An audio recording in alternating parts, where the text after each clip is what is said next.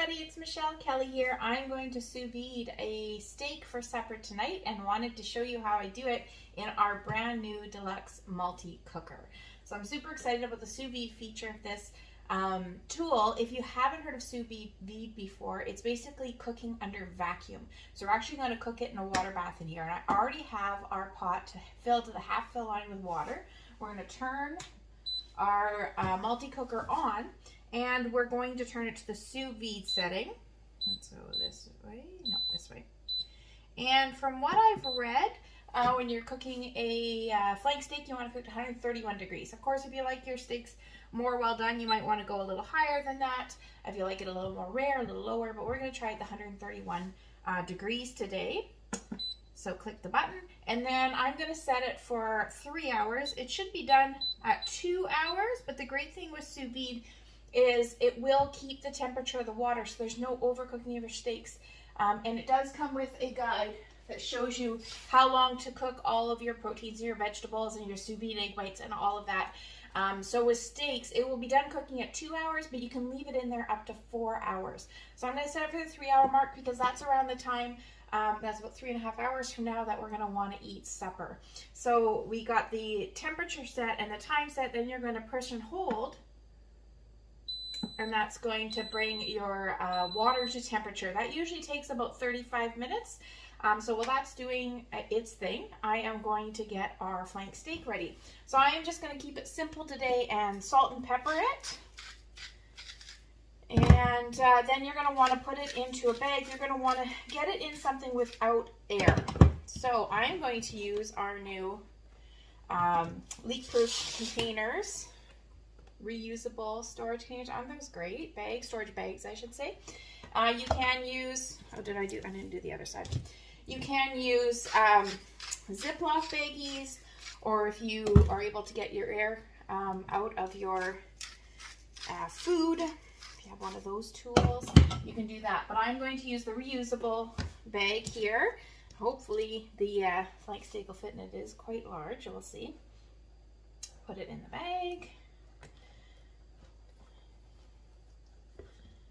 Probably should have cut it in half. Let's see how it goes here. Oh, I think it's going to work. So we've got it in there, okay? And then the trick is to get all of the air out of your bag. So what we're going to do is squeeze out as much air as we can. And leave a little bit open.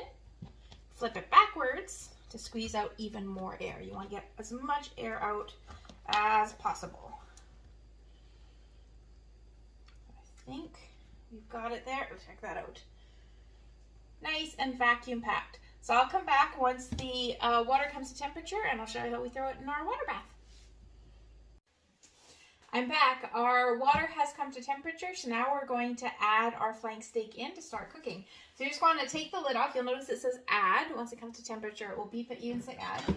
Take your lid off, and of course it's got the holder up here, which is awesome. Now the water isn't exactly, I think it was 131 degrees that we set it at, so you're not going to want to touch it. I recommend using tongs to grab your bag and putting your food in the water so that your food is under the water, but the top of the bag is above the water. I think you can see that there. And then we're going to put on our lid and just press the button, and it'll start our timer. So you'll see it's starting to start counting down for 3 hours. After 2 hours, you can take it out. It'll be perfect. And I'll come back to show you what it looks like afterwards and how we finish it off for supper. Thank you. All right, our flank steak has been in the water for almost 3 hours now, and it's time for me to take it out and show you how it looks, and then we're going to grill it to finish it. So you just want to hit the X to stop it. Take your lid off, and let's take a look at what we got here. Again, the water's still hot, so use your tongs. There we go. Now you're going to want to dry your meat when you take it out of here before you sear it. And remember, it's not going to look the prettiest because it has been cooking in water. It's grilling it. That gives it that pretty look and the nice flavor with your grill marks. Take a look at this. Okay. Dry it up. show you how it looks so far. And then I'm going to grill it up and we'll show you what it looks like after that's done.